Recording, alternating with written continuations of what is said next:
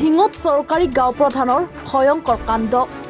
গাঁৱৰ দৰিদ্ৰ পৰিয়ালৰ পৰা নথি-পত্ৰ সংগ্ৰহ কৰি কৌশলেৰে গাঁও প্ৰধানৰ পত্নীৰ নামত জালিয়াতিৰে কৰিলে মাটি নামজাৰি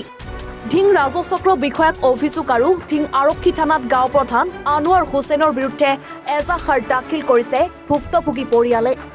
ঢিং ৰাজচক্ৰ কাৰ্যালয়ৰ প্ৰবীণ ৰয় নামৰ লাটমণ্ডল আৰু ধূপগুৰি গাঁৱৰ গাঁও প্ৰধান আনোৱাৰ হুছেইনে মিলি নথি জালিয়াতি কৰি গাঁও প্ৰধানৰ পত্নী মুৰ্ছিদা খাতুনৰ নামত মাটি নামজাৰি কৰাৰ ভয়ংকৰ অভিযোগ উত্থাপন কৰিছে ভুক্তভোগীয়ে গাঁও প্ৰধানৰ কু অভিসন্ধি জানিব পাৰি ৰাজচক্ৰ বিষয়াক অভিযোগ দিয়াৰ পিছতেই গাঁও প্ৰধানৰ ভেৰনীয়া গুণ্ডা বাহিনীয়ে হাতে হাতে দা জাঠি চোকা অস্ত্ৰৰে আক্ৰমণ কৰিলে ৱাইজ উদ্দিনৰ পৰিয়ালক গাঁওখন দুপগুৰি গাঁও এটা কি হৈছে আপোনালোকৰ এতিয়া মাটিটো গামবুঢ়া আমাৰ মাটি ডুপ্লিকেট কৰি পেলাই লৈ লৈছে তাৰ মাইকীৰ নামত কোন গাঁও বুঢ়া আনোৱাৰ গামবুঢ়া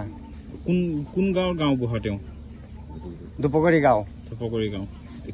কেনেকৈ সম্ভৱ হ'ল তেখেতে যে নিলে আপোনালোকৰ পৰা মাটি ই যেতিয়া মাটি বিক্ৰী কৰিবলৈ কথা কৰি আছে মানুহৰ লগত তেতিয়া আমি খান গম পাইছো মানে এইখিনি মাটি এতিয়া মানে আপোনালোকৰ পৰা জালিয়াতি লৈ ল'লে এতিয়া বিক্ৰী কৰিব বিচাৰি আছে কোনোবা লগৰ পৰা পইচাও লৈছে নেকি কোনে লৈছে গামবুঢ়া কিমান মাটি আছে ইয়াত মাটি আছে 5 বিঘা 1 কাঠা 18 লোচা কেনেকৈ গাঁও বুঢ়াৰ ঘৈণীয়েকৰ নামত নামজাৰি হ'ল ইয়ে গামবুঢ়া মাইকীটো আমাৰ একোৱেই নালাগে তাৰ ঘৰ লাহৰি গাঁৱত আমাৰ মাটিটো সংশোধন কৰিবলৈ গামবুঢ়াক ধৰিছিলোঁ আৰু গামবুঢ়া আমাৰ সৰু ভাইবিলাক ডাঙৰ ককাৰ পৰা চব ভৈনীবিলাকৰ পৰা এই চহী লৈ পেলাই তাৰ মাইকীৰ নামতেই উঠাই লৈছে পিছতে আমি খান গম পাইছোঁ এতিয়া আপোনালোকে কমপ্লেইন দিছে নাই এতিয়া কমপ্লেইন দিছোঁ দিছে আপোনালোকে কি বিচাৰে এতিয়া এতিয়া আমাৰ ন্যায়টোৱেই লাগে আপোনাৰ নাম কি মোৰ নাম গিয়াছুদ্দিন আপোনালোক ককাই ভাই ককাই ভাই গাঁও বুঢ়াৰ আপোনালোকৰ নাই একোৱেই নালাগে আমাৰ গাঁও বুঢ়াৰ নামটো কি ক'লে আনোৱাৰ গামবুঢ়া আনোৱাৰ গাঁও বুঢ়া অকল আপোনালোকৰ লগতে কৰিছে আৰু বহুত মানুহৰ লগত এনেকুৱা কৰিছে কোনোবাৰ পৰা পইচা খাই পেলাই বহি আছে কোনোবা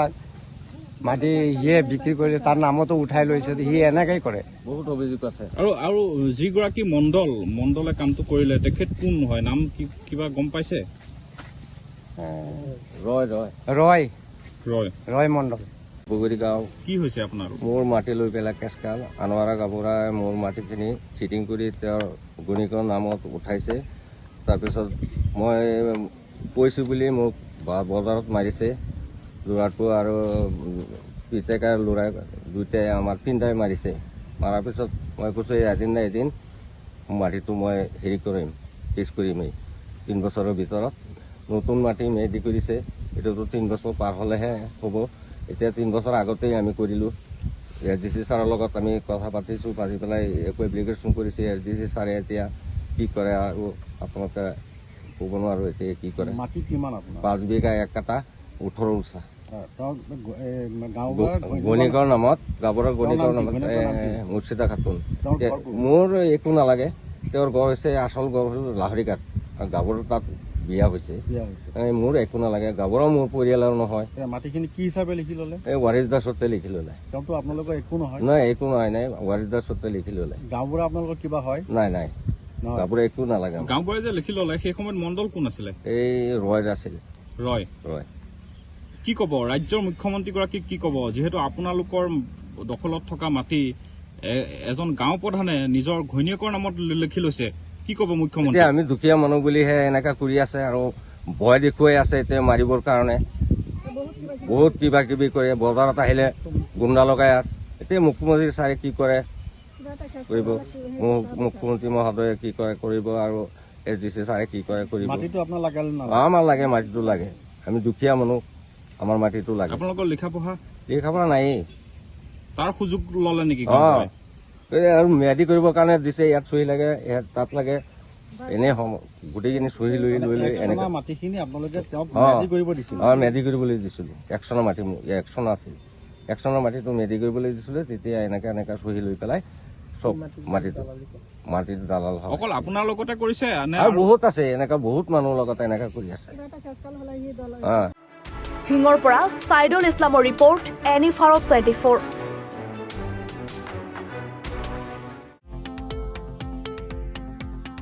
শৰীৰৰ যিকোনো অসুবিধাৰ সন্মুখীন হৈছে নেকি আপুনি? শাৰীৰিক সমস্যাৰ প্ৰতিকাৰ কেৱল আমি দিম। অভিজ্ঞ চিকিৎসকে দিব সুপৰামৰ্শ। প্ৰতি সপ্তাহত থাকিব বিভিন্ন ৰোগৰ বিশেষজ্ঞ চিকিৎসক। চাবলৈ নাপাহৰিব এনি ভাৰত 24ৰ বিশেষ অনুষ্ঠান স্বাস্থ্য বিশেষ।